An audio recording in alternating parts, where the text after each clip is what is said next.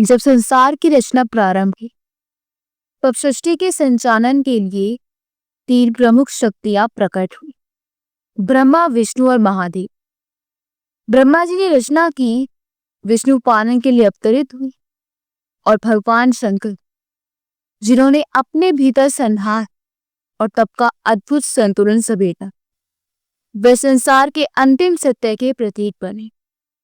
परम शांत सामत में स्थित योगेश्वर भगवान शंकर वे कभी ग्रस्त नहीं थे, कभी परिवार नहीं बसाए। उनका मन विरक्त था।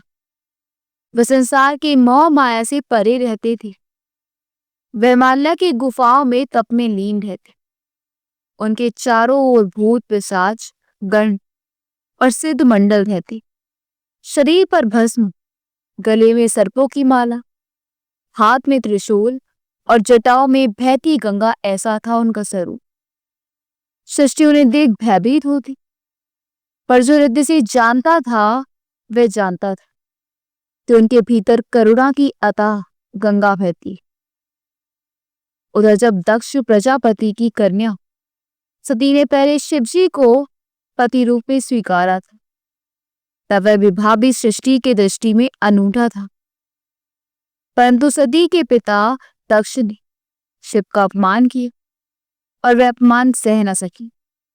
सती ने अग्नि में प्रवेश कर लिया और शिवजी फिर से समाधि में लीन हो गए। फिर कभी विवाह ना करने का संकल्प लेकर उनका हृदय शून्य हो गया था, पर उनकी लीला अभी अधूरी थी। युग बीते, सती ने पुनः हिमाचल के घर पार्वती रूप में जन्म लिया।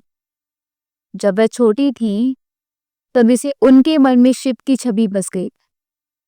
जब नारद मुनि उनके घर आए और उन्होंने बालिका की हथेली देखी, तब वे मुस्कुराए और बोले, हे कन्या, तुम्हारे हाथों की रेखाएं कहती हैं कि तुम पुनः उसी शिव की अर्धांगिनी बनोगी जिसके लिए तुमने पहले जीवन में अग्नि में प्रवेश किया था। ये सुनकर पार्वती जी का हृदय पुलकित हो उठा। उन्होंने उसी क्षण ये संकल्प कर लिया कि इस जन्म में वे फिर शिव को ही पति रूप में स्वीकार करेंगी और उन्हें पाने के लिए तप करेंगी, कठिनतम तप। माता पिता को समझा बुझाकर उन्होंने पर्वतों के बीच वह स्थान चुना जहां न मनुष्य था न सुख सुविधा, वह केवल तप का स्थान।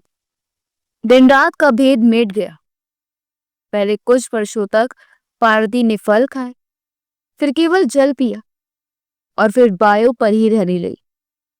उनका शरीर क्षीण हो गया था, पर मन का तेज बढ़ता ही गया। उनकी तपस्या ऐसी थी कि वृक्षों ने फूल देना शुरू कर दिया, पशु ने नमन करने लगे, देवता तक चकित हो उठी। उधर देवताओं को चिंता थी कि एक असुर था, तारकासुर। उसे वरदान प्राप्त था कि उसे कोई देवता नहीं मार सकता, केवल शिव पुत्र ही उसका संहार कर सकता है। लेकिन शिव तो समाधि में लीन है और विवाह की कोई संभावना नहीं दिखती।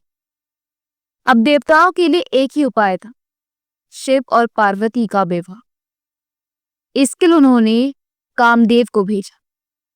कामदेव को सब कुछ भुलाकर आदेश दिया गया, जाओ और शिव का ध्यान तोड़ो।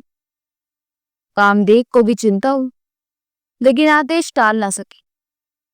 बसंत ऋतु को साथ लेकर वे कैलाश पहुंची। पेड़ों में फूल खिलने लगे, कोयल गाने लगी, मंद सुगंधित हवाएं चलने लगी। कामदेव ने अपने पुष्प बाण चलाए और शिवजी की समाधि टूटी। शिवजी ने क्रोध में तीसरी आंख खोली और कामदेव वहीं भस्म हो गए। पूरी सृष्टि कांप उठी, पृथ्वी विलाप करने लगी, प्रभु, आपने मेरे पति को नष्ट कर दिया। तब शिवजी ने उसे सांत्वना दी, कामदेव शरीर से नहीं प्रेम से अमर रहेगा। उसका स्मरण करते ही सबका चित्त चंचल होता रहेगा। शिवजी पुनः ध्यान में चले, पर इस बीच पार्वती की तपस्या चरम पर पहुंच चुकी थी। नारद मुनि पुनः शिवजी के पास पहुंचे और बोले, हे नाथ, वे कन्या जो पूर्व जन्म में आपकी सती थी, आज पुनः पार्वती बनकर आपके लिए यज्ञ की ज्वाला से तप की ज्वाला तक पहुंच गई है। क्या अभी भी आप उसे स्वीकार नहीं करेंगे?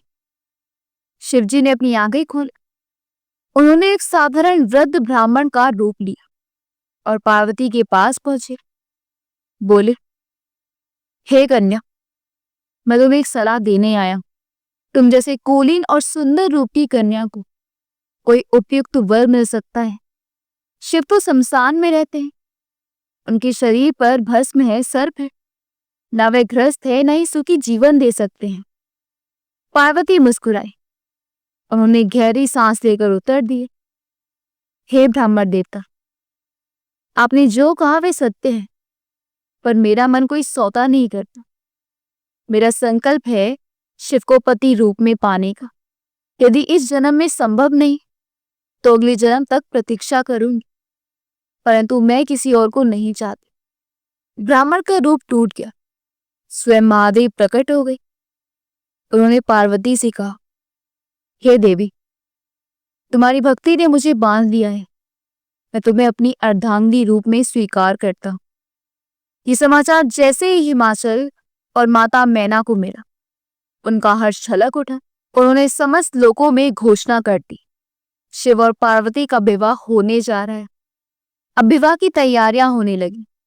नगर को सजाया गया, देवताओं को बुलाया गया, ऋषि मुनियों को आमंत्रित किया गया।